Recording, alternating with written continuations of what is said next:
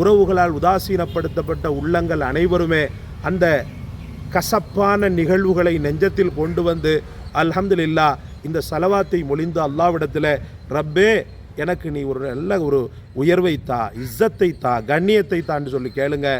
அல்ஹம்துலில்லாஹ் கொஞ்சம் கொஞ்சமாக கருமேகங்கள் விலகி அழகான சூரியன் தெரிவது போல உங்களை சுற்றி இருக்கக்கூடிய அத்தனை தாழ்வுகளும் உங்களை சுற்றி இருக்கக்கூடிய அத்தனை இகழ்வுகளும் நீங்கி ஒரு பெரும் சூரியனாக நீங்கள் சுடர்விட்டு பிரகாசிப்பீர்கள். பிஸ்மில்லாஹிர் ரஹ்மானிர் ரஹீம்.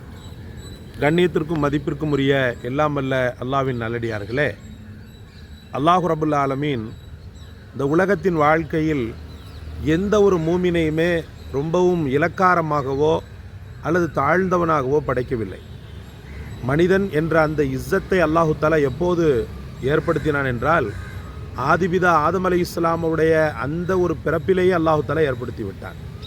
நீங்கள் நன்றாக பார்த்தீங்கன்னு சொன்னால் மனிதனை அல்லாஹு தஆலா உயர்வுபடுத்தியிருக்கிறான் என்பதற்கு ஒரு பெரிய சான்று அவன் படைக்கப்பட்ட பிறகு மலக்குகளை அவனுக்கு சஜிதா செய்ய வைத்தான். இப்போ இதிலிருந்து என்ன தெரிகிறது? எந்த ஒரு மனிதனுமே தாழ்நிலையில் உள்ளவன் அல்ல. உயர்ந்தவன் தாழ்ந்தவன் என்பது மனிதர்களால் ஏற்படுத்தப்பட்ட ஒன்றே ஒழிய படைத்த ரப்பால் எந்த காலத்திலும் எந்த நேரத்திலும் உயர்ந்தவன் தாழ்ந்தவன் என்ற அந்த ஒரு பாகுபாடை அல்லாஹு தஆலா நிச்சயமாக ஏற்படுத்த கிடையாது. ஆனால் மனிதர்கள் மட்டுமே பணம் வசதி உள்ளவன் உயர்ந்தவன், பணமற்றவன் தாழ்ந்தவன், நல்ல படிப்புள்ளவன் உயர்ந்தவன், படிப்பற்றவன் தாழ்ந்தவன், நல்ல அழகன் உயர்ந்தவன், அழகற்றவன் தாழ்ந்தவன் என்ற அந்த கேவலமான வேறுபாடை வைத்தார்கள் சகோதரர்களே. இதை முஹம்மது ரசூலுல்லாஹி ஸல்லல்லாஹு அலைஹி வஸல்லம் அவர்கள் உடைத்து எறிந்தார்கள். எல்லாருமே அல்லாஹ்வின் அடிமைகள் தான். இறையச்சம் யாருக்கு அதிகமாக இருக்கிறதோ அவர்கள்தான் உயர்ந்தவர்கள் அப்படின்ற மாதிரி பெருமானார் ஸல்லல்லாஹு அலைஹி வஸல்லம் அவர்களும் சொன்னார்கள். அல்லாஹ் ரப்புல் ஆலமீனும் தன்னுடைய குர்ஆனிலே ரொம்பவும் தெளிவுபட இறையச்சம் தான் உயர்ந்தது என்று சொன்னார். ஆனால் இது விஷயத்தில் மனிதனுடைய மாண்பை உணராத சில மூதேவிகள் இன்னும் கூட மனிதனை தாழ்த்தி மட்டப்படுத்தி பார்ப்பதை தொழிலாக கொண்டிருக்கின்றன.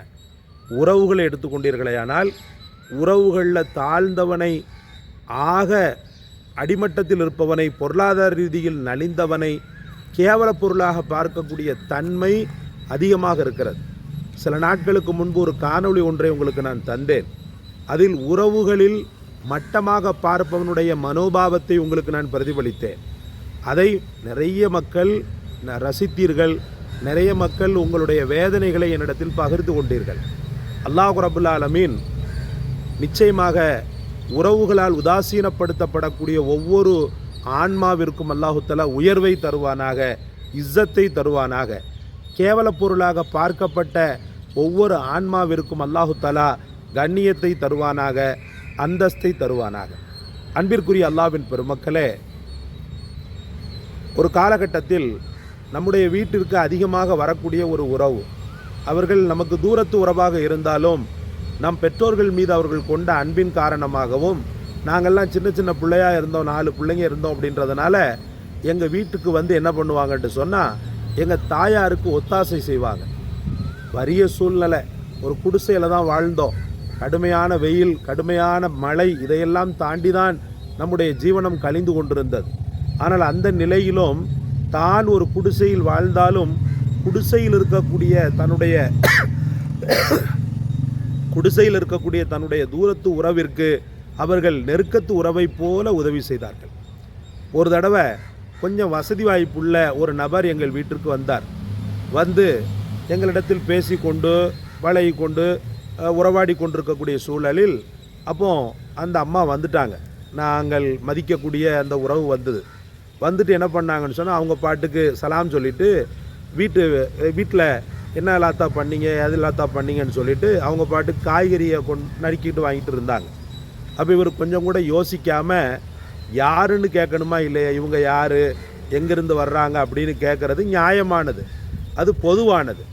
எடுத்த எடுப்பில் இந்த ஆள் என்ன பண்ணிட்டாருன்னு சொன்னால், இந்த பொம்பளை உங்கள் வீட்டில் வேலை செய்கிறாங்களான்னு சொல்லிட்டு கேட்டுட்டார்.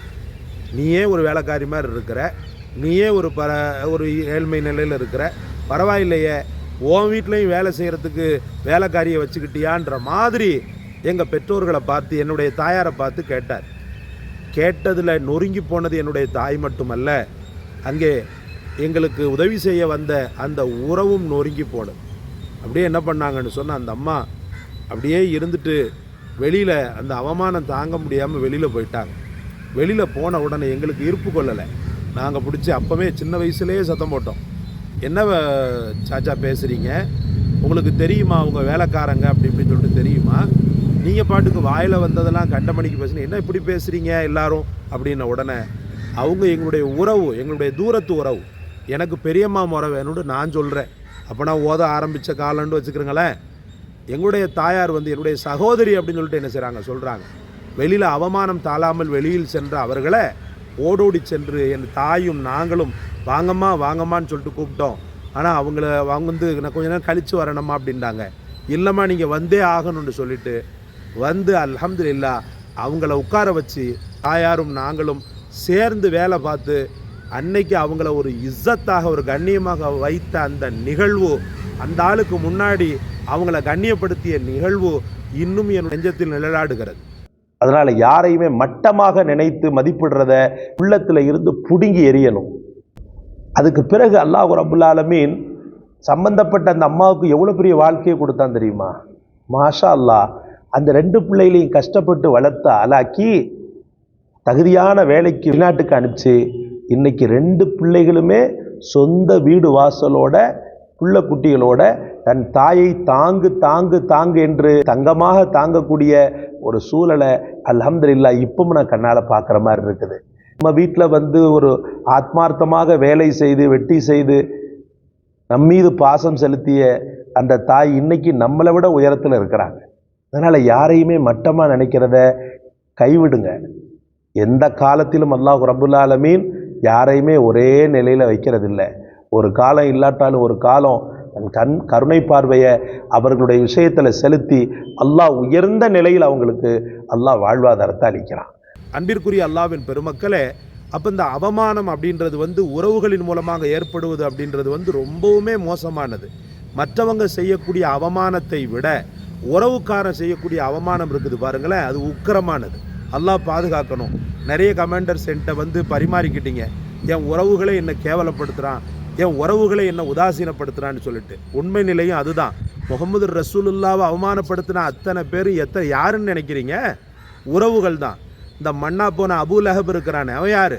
ரசூலுல்லாஹி ஸல்லல்லாஹு அலைஹி வஸல்லமுடைய தந்தை வழி, ரசூலுல்லாஹி ஸல்லல்லாஹு அலைஹி வஸல்லமுடைய தந்தை கூட பிறந்த சகோதரன். இன்னும் எத்தனையோ உறவுகள் பெருமானார் ஸல்லல்லாஹு அலைஹி வஸல்லம் அவர்களை உதாசீனப்படுத்தி நீ மண்ணா போவ, நீ நாசமாக போவ, உனக்குத்தான் அல்லாஹு தஆலா நபியை நுபுவத்தை தந்திருக்கிறானா, மற்றவங்களுக்கெல்லாம் கொடுக்கலையான்னு சொல்லி இவ்வளவு அவமானப்படுத்திய அத்தனை பேருமே பெரும்பாலான உறவுகள் தான். தாயிஃபில் தான் சில தரிகட்டு போன தருதலைகள் என்ன செஞ்சாண்டா, ரசூலுல்லாஹி ஸல்லல்லாஹு அலைஹி வஸல்லம் அவங்களை அவமானப்படுத்தினான். மற்றபடி பெரும்பாலான நபர்கள் உறவுகளின் மூலமாகத்தான், உறவுகளாகத்தான் பெருமானார் ஸல்லல்லாஹு அலைஹி வஸல்லம் அவங்களை வேதனைப்படுத்தி இருக்கிறான். அதனால் திரும்ப திரும்ப சொல்கிறோம், அவன் வேதனைப்படுத்தின உடனே நீங்கள் ஒன்றும் குறைஞ்சிட மாட்டீங்க. அவன் வேதனைப்படுத்தின உடனே உங்களுடைய அந்த இஸ்ஸத்தும் கண்ணியமும் குறைஞ்சிடாது. நான் சொன்னது போல், ஆரம்பத்தில் சொன்னது போல், ஆதிபிதா ஆதம் அலைஹிஸ்ஸலாமை படைத்து மலக்குகளையே சஜிதா செய்ய வைத்த ரப்பு உங்களை கண்ணியப்படுத்தி இருக்கும்போது மற்றையவன் உங்களை குறைத்து மதிப்பிடுறது. அப்போ உங்களுடைய இஸ்ஸத்தை நீங்கள் முதல்ல உணருங்க. நான் உயர்ந்தவனை தலக்கணம் பிடிச்சி உயர்ந்தவன் அல்ல, என்னை படைத்த என் இறைவனால் நான் உயர்வாக்கப்பட்டவன்ற முதல்ல அந்த கான்ஃபிடென்ஸை கொண்டு வா. உள்ளத்தில் அல்லாஹ் ரப்புல் ஆலமீன் உன்னை எந்த காலத்திலும் தரை தாழ்த்தியது கிடையாதுன்ற அந்த கான்ஃபிடென்ஸை கொண்டு வா. படைத்தவன் எந்த காலத்திலும் நம்மை இழிவுபடுத்தியது கிடையாது, நம்ம என்றைக்குமே கண்ணியமானவங்க தான், ஈமானில் உயர்ந்தவங்க தான் அப்படின்ற அந்த ஒரு மனோபாவத்தை நீ கொண்டு வராத வரைக்கும் இந்த மன உளைச்சலிலிருந்து உன்னால் விடுபடவே முடியாது. அதுக்கு மேலே அல்லாஹ் ரப்புல் ஆலமீனுடைய அருமையான முஹம்மது ரசூலுல்லாஹி ஸல்லல்லாஹு அலைஹி வஸல்லம் அவங்களுடைய வார்த்தைகள் இருக்கின்றன, அவங்களுடைய மேலான ஸலவாத்துக்கள் இருக்கின்றன. அப்படி மனம் புழுங்கி தவிக்கின்ற இது போன்ற மதிப்பில்லையே என்று ஏங்கக்கூடிய எம் மக்களுக்காக அல்லாஹ்வின் ரசூல் முஹம்மது ரசூலுல்லாஹி ஸல்லல்லாஹு அலைஹி வஸல்லம் அவர்கள் மீது நாம் சொல்லக்கூடிய ஒரு ஸலவாத் மதிப்பு மிகுந்தவனாக என்னை மிளிரச் செய்கிறது, கால ஓட்டத்தில் என்னை உயர்ந்தவனாக மாற்றுகிறது.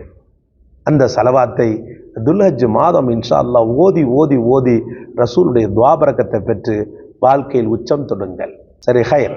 அந்த சலவாத்தை பாருங்கள். சலவாத்துல் குர்ஆனியா. இந்த சலவாத் அல்ஹம்துலில்லாஹ் ஒவ்வொரு தொழுகைக்கு பிறகும் 3 முறை அல்லது அதற்கு அதிகமாக ஓதிக்கொள்ளலாம். தவறாமல் நீங்கள் கடைபிடித்து ஓதக்கூடிய இந்த சலவாத் இன்ஷா அல்லாஹ் விரைவில் உங்களை கண்ணியமானவனாக உயர்த்தி உலக வாழ்க்கையிலும் தலை சிறந்தவனாக, மறுமை வாழ்க்கையிலும் தலை சிறந்தவனாக இன்ஷா அல்லாஹ் உங்களை பரிணமிக்க செய்யும் என்பதில் கிஞ்சிற்றும் சந்தேகம் கிடையாது. சரி, சலவாத்தை பாருங்கள். அல்லாஹும்ம ஸல்லி அலா சய்யிதினா முஹம்மதி வ அலா ஆலிஹி வ ஸஹ்பிஹி பி அததி மா ஃபீ ஜமீஇல் குர்ஆனி ஹர்ஃபன் ஹர்ஃபன் வ பி அததி குல்லி ஹர்ஃபின் அல்ஃபன் அல்ஃபா. அல்லாஹும்ம ஸல்லி அலா சய்யிதினா முஹம்மதி வ அலா ஆலிஹி வ ஸஹ்பிஹி பி அததி மா ஃபீ ஜமீஇல் குர்ஆனி ஹர்ஃபன் ஹர்ஃபன் வ பி அததி குல்லி ஹர்ஃபின் அல்ஃபன் அல்ஃபா. அல்லாஹும்ம ஸல்லி அலா சய்யிதினா முஹம்மதி வ அலா ஆலிஹி வ ஸஹ்பிஹி பி அததி மா ஃபீ ஜமீஇல் குர்ஆனி ஹர்ஃபன் ஹர்ஃபன் வ பி அததி குல்லி ஹர்ஃபின் அல்ஃபன் அல்ஃபா. அல்ஹம்துலில்லாஹ். அர்த்தத்தை பாருங்க. எங்களின் தலைவர் முஹம்மது ஸல்லல்லாஹு அலைஹி வஸல்லம் அவர்கள் மீது இறைவனே நீ சலவாத்தை சொல், அவங்களுடைய குடும்பத்தாரின் மீது சலவாத்தை சொல், அவங்களுடைய தோழர்களின் மீது சலவாத்தை சொல்.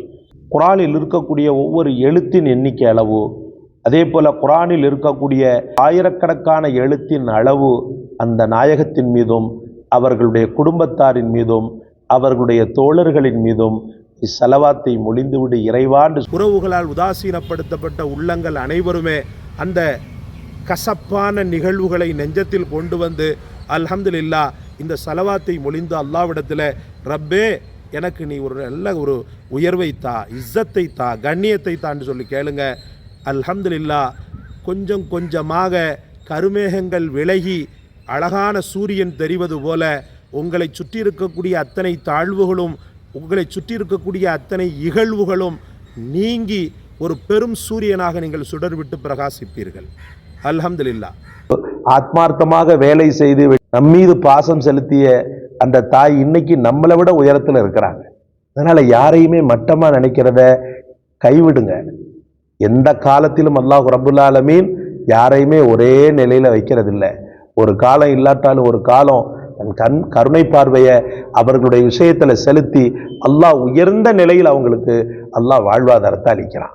இன்ஷா அல்லாஹ் விரைவில் உங்களை கண்ணியமானவனாக உயர்த்தி உலக வாழ்க்கையிலும் தலை சிறந்தவனாக, மறுமை வாழ்க்கையிலும் தலை சிறந்தவனாக இன்ஷா அல்லாஹ் உங்களை பரிணமிக்க செய்யும் என்பதில் கிஞ்சிற்றும் சந்தேகம் கிடையாது. அல்ஹம்துலில்லாஹ். இந்த காணொளி உங்களுக்கு பிடிச்சிருக்குன்னு நினைக்கிறேன். லைக் பண்ணுங்கள், ஷேர் பண்ணுங்கள், சப்ஸ்கிரைப் பண்ணுங்கள். எல்லாவற்றை விட மேலாக இந்த வசீஃபாவை கண்டெடுத்து தங்களுக்காக சொன்ன எமக்காக துஆ செய்யுங்க. ஜஸாக் அல்லாஹ். அஸ்ஸலாமு அலைக்கும் வரஹ்மத்துல்லாஹ்.